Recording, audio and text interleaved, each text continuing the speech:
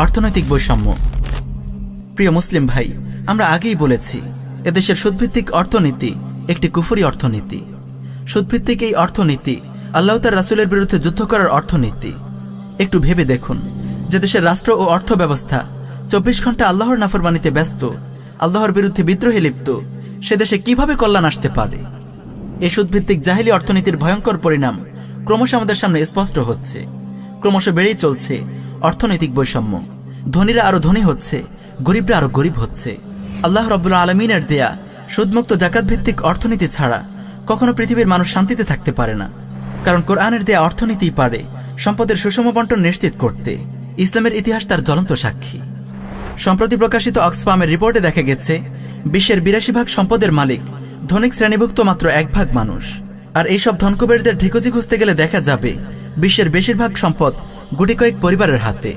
Household income and expenditure সার্ভের মাধ্যমে বাংলাদেশ পরিসংখ্যান bureau জানতে পেরেছে, বর্তমানে আমাদের সবচেয়ে গরিব 5% জনগোষ্ঠীর আয়ের পরিমাণ মোট আয়ের মাত্র 0.23%।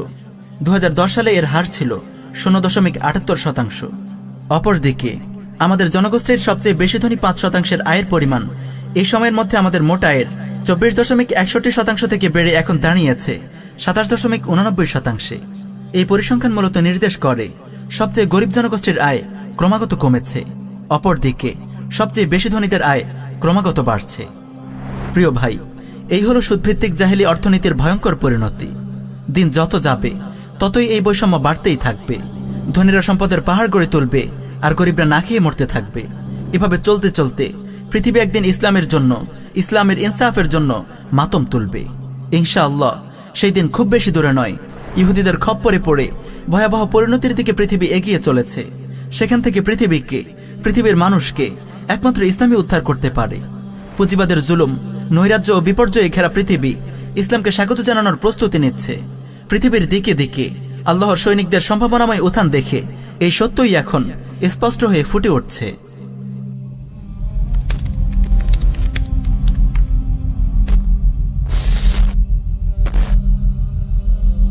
জিডিপি বৃদ্ধির ধোঁকা।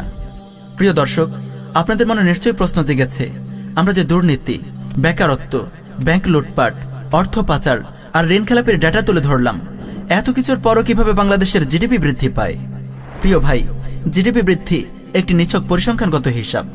যে দেশে 4 কোটি মানুষ দরিদ্র সীমার নিচে বসবাস করে আর 6 কোটি মানুষ বেকার থাকে, সে দেশের অর্থনীতির ভয়াবহ অবস্থা অনুমান করা কঠিন কিছু নয়।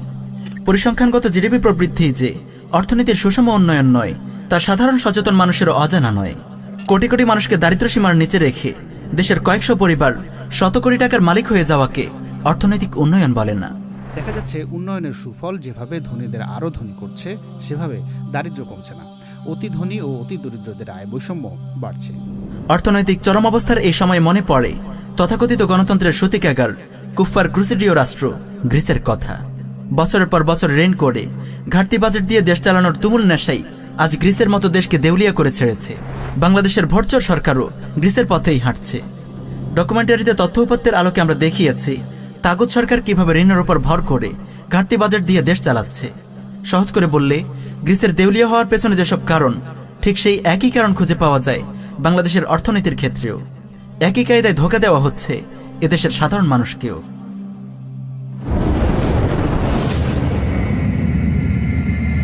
আমাদের আহ্বান, প্রিয় ভাই, এই তো মিডিয়ায় উঠে আসা সামান্য কয়েকটি তথ্য মাত্র। মিডিয়ায় প্রকৃত সত্যের কয় পার্সেন্টই বা উঠে আসে? আসল বাস্তবতা কতটুকু মারাত্মক সেটি অনায়াসে কল্পনা করা যায়। বছরের পর বছর ধরে চালানো এই ডাকাতি ও লুটপাটের পরিণতি প্রকাশ পাওয়ার সময় এখন সন্নিকটে। এই শেষ সময়ে এসেও যদি আমরা সতর্ক না হই, তবে বাংলার মুসলমানদের জন্য অপেক্ষা করছে ঘোর দুর্দিন। এই অর্থনৈতিক বিপর্যয় আর দ্রব্যমূল্যের ঊর্ধ্বগতি এদেশে খুব দ্রুত ডেকে নিয়ে আসবে কঠিন দুর্ভিক্ষ। তাই যত দ্রুত সম্ভব এদেশের মানুষকে সচেতন হতে হবে। ব্রাহ্মণ্যবাদী শাসক গোষ্ঠীর দালাল লুটেরা ডাকাতদের হাত থেকে দেশকে উদ্ধার করতে হবে। সর্বোপরি আল্লাহর এই পবিত্র জমিন থেকে মানবরচিত এই কুফরি আইন ও সংবিধান হটাতে হবে। আল্লাহর জমিনে যতদিন আল্লাহর আইন কায়েম না করা হচ্ছে, ততদিন এদেশে কখনো শান্তি আসবে না। তাই হে প্রিয় ভাই, নিজেদের ঈমানকে পরিশুদ্ধ করুন। এই কুফরি সংবিধান ও রাষ্ট্র ব্যবস্থাকে প্রত্যাখ্যান করুন। বাস্তব জীবন ও কর্মের ময়দানে না হোক, অন্তত বিশ্বাসের জায়গা থেকে আপনি যেন পরিপূর্ণ মুমিন হয়ে আল্লাহর দরবারে হাজির হতে পারেন। আল্লাহ তাআলা আমাদের সবাইকে তৌফিক দিন। আমিন ইয়া রাব্বাল আলামিন।